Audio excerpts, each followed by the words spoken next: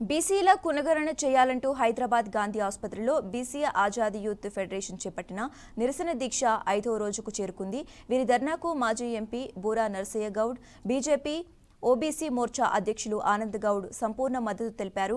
BJP తరపున కూడా పోరాటాలను కొనసాగిస్తామని హామీ ఇచ్చారు. దీక్ష చేస్తున్న వారికి ఏమైనా అపాయం జరిగితే ప్రభుత్వానిదే పూర్తి బాధ్యత అని తేల్చి చెప్పారు. రాష్ట్రాన్ని అగ్నిగుండం చేస్తామన్నారు.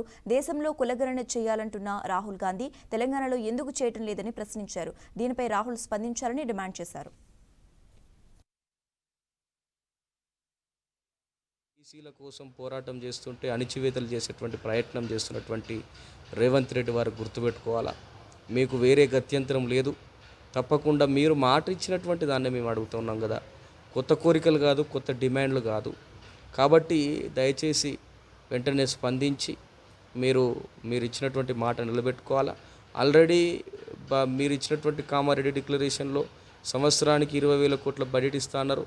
మోసం చేశారు. 9,000 కోట్లు మాత్రమే ఇచ్చినారు. ఇవాళ మిగతా అంశాలు ఉన్నవి పెండింగ్లో.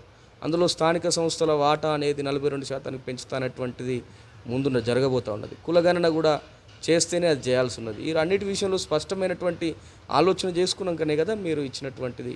కాబట్టి వెంటనే స్పందించాలని నేను డిమాండ్ చేస్తూ ఉన్నా. కాంగ్రెస్ పార్టీ ప్రభుత్వం రావటానికి కారణమైనటువంటి కామారెడ్డి బీసీ డిక్లరేషన్ అమలు కొరకు దీక్ష చేపడితే ఈరోజు కేసీఆర్ని గద్దె దింపారంటే కేవలం గత 10 సంవత్సరాల్లో టీఆర్ఎస్ ప్రభుత్వం అప్రజాస్వామికంగా ఇచ్చిన హామీలు అమలు చేయకుండా, నిరాహార దీక్ష చేయకుండా, ఇందిరా పార్కును కూడా ధర్నా చౌక్ను కూడా బంద్ చేయటం వల్ల గద్దె దింపడం జరిగింది. అదేవిధంగా బీసీ సప్లాన్ మొదటి అసెంబ్లీలో చట్టబద్ధత కల్పిస్తామని చెప్పడం జరిగింది. అదేవిధంగా కాంగ్రెస్ పార్టీ నాయకులు రాహుల్ గాంధీ గారు చేతిలో ఒక కాన్స్టిట్యూషన్ బుక్ పెట్టుకొని వీధి వీధి గ్రామాన పట్టణ కులగణన చేయాలని, రిజర్వేషన్ పెంచాలని తిరుగుతుంది.